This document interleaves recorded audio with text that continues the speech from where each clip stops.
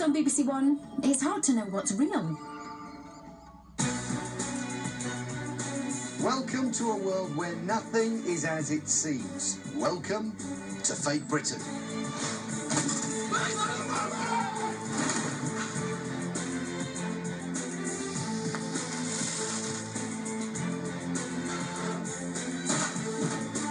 Get on! Put your hands behind your back now!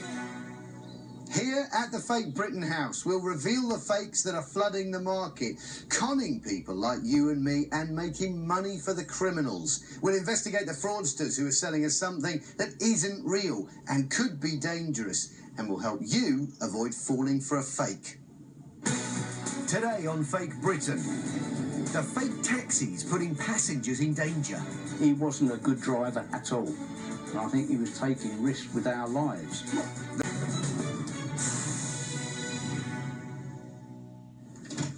If you're planning to take a minicab, there are some things you can check to make sure it's safe. Does the vehicle have a taxi licence? Does the company have an operator's licence? And does the driver have a private hire licence? In many parts of the country, you can now do these checks with the authorities easily online. And it's worth checking. Look at this. It's a booking form from a cab company. It says, fully licensed and insured for private hire, but those claims are fake. Fake minicabs across the UK are putting people's lives at risk. There are now around 250,000 vehicles with taxi licences on our roads. About a third of those are hackney carriages or taxis. But 150,000 of them are private hire vehicles or minicabs. As Sarah Thompson from Northamptonshire found out, some of those minicabs are fake, unlicensed and potentially dangerous.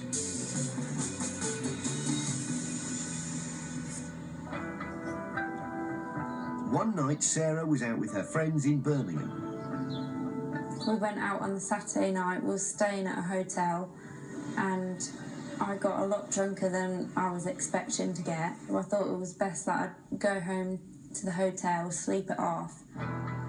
Thinking she was doing the right thing, Sarah headed for a taxi rank and found a minicab. I asked him to take me back to the hotel because I thought it would be safer to get into a taxi than try and find my way home walking. But the minicab driver didn't take her straight back to the hotel. Instead, he pulled up on a side road. I remember him climbing over into the passenger side and leaning over me, started kissing me, and I remember gripping the seat, just thinking I need to just let what happens happen, because I'll probably end up worse if I try and fight him. Sort of froze in fear.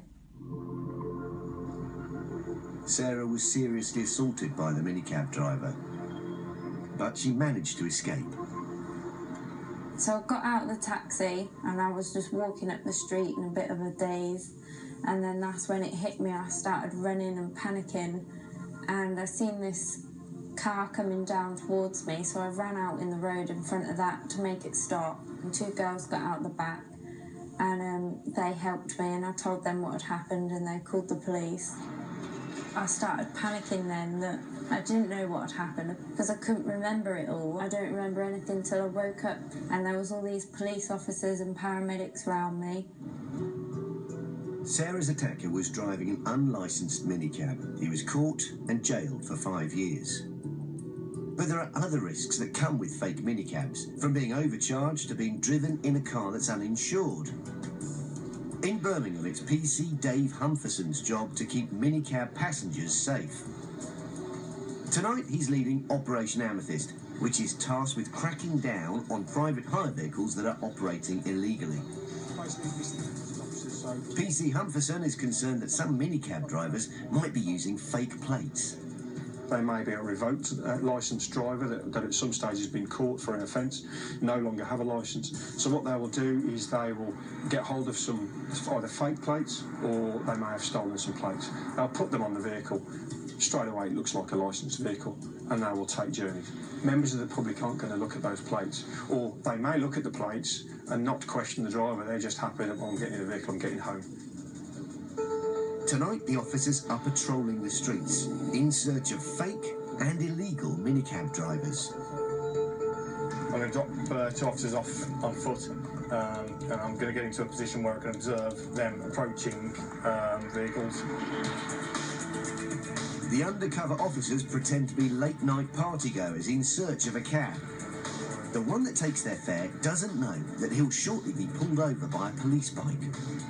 Alpha 1, subject vehicle is a silver Mercedes. No deviation, speed 30, Newhall Street. The driver was later questioned, and it was discovered he was operating in the wrong county, which is illegal. Later, another team stops a second minicab driver who's found to be taking illegal fares. Can you just follow me at the roundabout, just back into Morrison and just stop right there? He knows there's some money to be made. It's very easy money. He'll take them, he'll take the risk. And unfortunately, on this occasion for him, this police officers that he's picked up, we've caught 4 pliers so far tonight. We've only been out a few hours. No fake plates that we're aware of. I've got no doubts that there are people about in this city tonight. It's a good result for the team tasked with catching illegal minicabs. They know that the fakes are out there. In Bradford, Josh Ripley was violently beaten unconscious after getting into a fake minicab. And one night, PC Jason Dooley came face to face with one. He saw a minicab being flagged down by passengers and taking the fare. Plying for hire is illegal, so PC Dooley followed the car on his police bike and pulled over the driver. Spoke through the open window and I just asked, lads, have you booked this taxi? And they both said, no, we're just doing it now. I've then asked them to get out of the taxi because it's not booked and the driver's committed an offence. I've then told the driver to follow me. But the minicab driver had other ideas and sped off, leaving PC Dooley no option but to give chase. Heard a wheel spin. He then went the wrong side of the road through a no entry sign. And when he got onto the dual carriageway, he slowed down. I think he realised that I'm not getting away from a police motorcyclist, so I'm just going to give up. And that's when I've arrested him for dangerous driving. PC Dooley was about to discover that this minicab driver wasn't all he appeared to be. He had taxi plates on the car. It was emblazoned with taxi door numbers. I assumed it was a legal taxi. But after arresting the driver, the truth emerged. The plates displayed were expired, and they weren't in his name. Mr. Elahi wasn't a taxi driver. Mr. Elahi's car was not a taxi. He stuck these stickers on his vehicle to give the impression to members of the public that it was a private hire vehicle. But when we interviewed Mr. Elahi, he stated that it was a one-off, that he only done it once, but we proved that it was numerous times, possibly near to the 100 times, he was using this vehicle as a fake taxi. Fake cab driver Babu Elahi admitted dangerous driving, fraud by false representation and driving without insurance. He was jailed for 4 years, suspended for 2 years and banned from driving for 12 months. As far as PC Dooley is concerned, this is just the tip of the iceberg. In 1 year alone, around 100 drivers in Birmingham have been prosecuted and banned from the roads, or given 6 penalty points, with fines approaching £2,000. There are fake taxis out there. If you get into the rear of a fake taxi, they're not checked, they're not monitored, so they could be anybody, and it's a danger to the public. Coming up, we see how trading standards in the southwest cracked their largest ever fake minicab case. It's a massive deception. The work involved in producing these fake logs is enormous.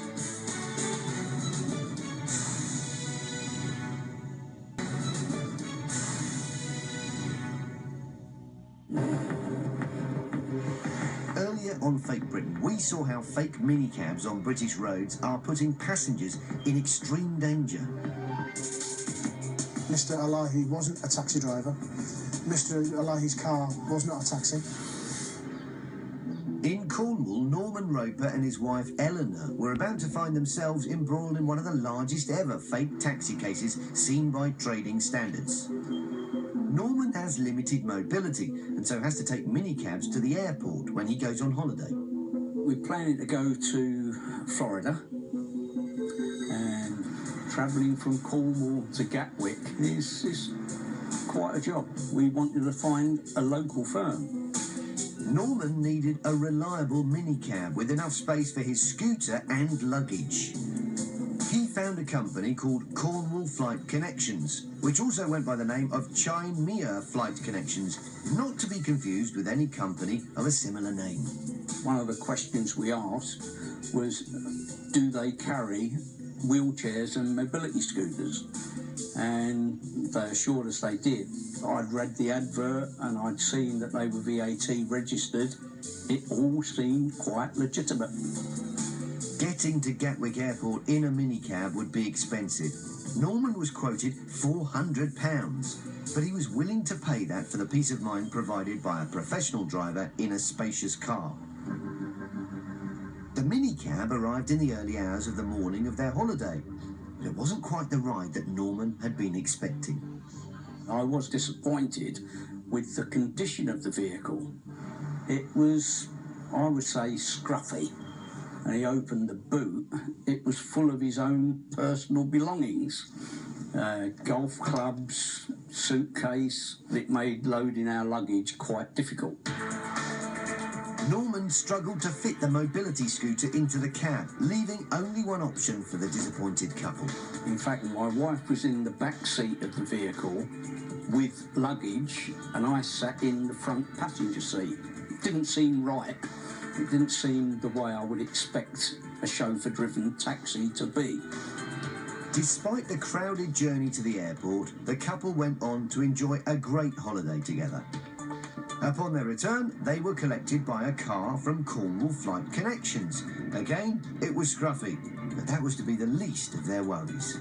He spent a lot of time on the phone, using a mobile phone, and also reading documents on the passenger seat of the car while he was driving at 70, 80 miles an hour and wandering in and out of his lane. That worried me. He wasn't a good driver at all. He shouldn't be driving a taxi. He was taking risks, and I think he was taking risks with our lives. Had there been an accident, we would have been in real difficulty. It was a very distressing journey for Norman and his wife. But it turned out Norman wasn't the only passenger that the minicab firm had taken for a ride. A few miles away at Cornwall County Council, licensing officer Graham Bailey and fair trading manager Nigel Strick were getting some very worrying phone calls from members of the public. The complaints started off with the condition of the vehicles. They were dirty, shabby, door handles hanging off. They also mentioned that the drivers were discourteous, that they were late, that sometimes they missed their flights. If the drivers weren't well turned out, it was possibly because they were working dangerously long hours, sometimes with disastrous consequences. And this log shows very clearly is some of the gruelling schedules that some of the drivers are being expected to work during the week. The Heathrow pickup at 11:35 at night and another Heathrow pickup at 6:20 in the morning. Clearly not a safe setup.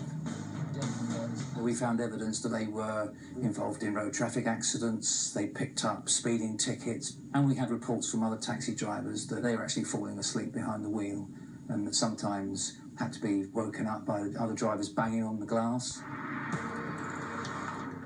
Now, concerned about the danger to passengers, Graham and Nigel began to investigate Cornwall Flight Connections. They arranged for undercover officers to pose as customers. We did a little bit of detective work. We made arrangements to be picked up at a local drinking establishment in Truro and were duly picked up by a vehicle which was unmarked, unplated. The vehicle was pulled over by a marked police vehicle, and the driver confessed that he was driving for Flight Connections, but the vehicle wasn't licensed and he wasn't the licensed driver. Graham and Nigel now had all the evidence they needed to raid the company.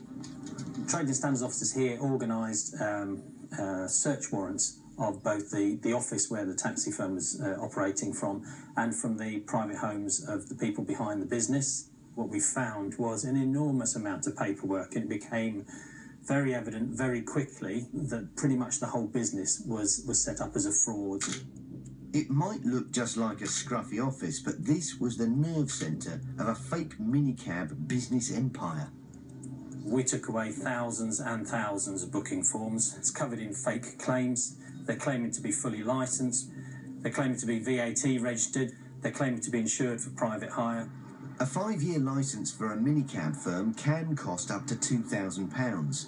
This firm clearly didn't want to pay, and they were saving thousands more by not paying insurance. It's amazing, really, though, isn't it? 10 drivers in this book, none of those licensed. The drivers didn't even have operators' licences, and of course the minicab firm didn't want that to be known. So they created fake driver records to cover their tracks if the company was ever checked. The fake log made it look as though drivers with valid operators' licences were carrying out the journeys. Here's a list of drivers with all their appropriate taxi driver licence numbers here, but actually none of these drivers actually undertook any of the journeys for the firm. The drivers with operators' licences listed inside were actually genuine cab drivers. But a second logbook, kept under lock and key, contained the truth, that fake cab drivers were actually driving the passengers around. Now we know that all the drivers in this log were not licensed. The firm have produced fake logs, same journeys, but they're declaring drivers that didn't actually conduct the journeys. It's a massive deception. The work involved in producing these false logs is enormous. Further investigation uncovered the huge scale of the fake minicab operation. It was making enormous profits at the expense of unwitting passengers. I think the scale of the operation took us all by surprise. We estimate that they've defrauded people to the tune of £1.2 million, and then on top of that, they've avoided almost £300,000 worth of VAT payments. By now, trading standards knew there was more than enough evidence to go after the bosses of the company, Martin Perks and Christopher Perks. But bringing them in was going to be easier said than done. And the two principal offenders behind the firm decided to pack their bags and run off to France. So we applied for a European arrest warrant, and they were arrested on a campsite and returned to the UK in handcuffs. Once they were back in the UK, they were subject to electronic tagging and curfew orders to make sure they didn't run off again. Finally brought to justice before Truro Crown Court, Martin Perks was sentenced to 3 years in prison. Christopher Perks was sentenced to 12 months in prison, suspended for 2 years.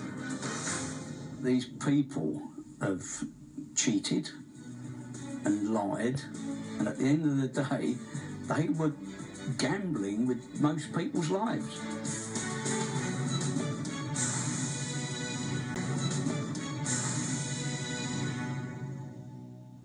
That's all from Fake Britain. Goodbye.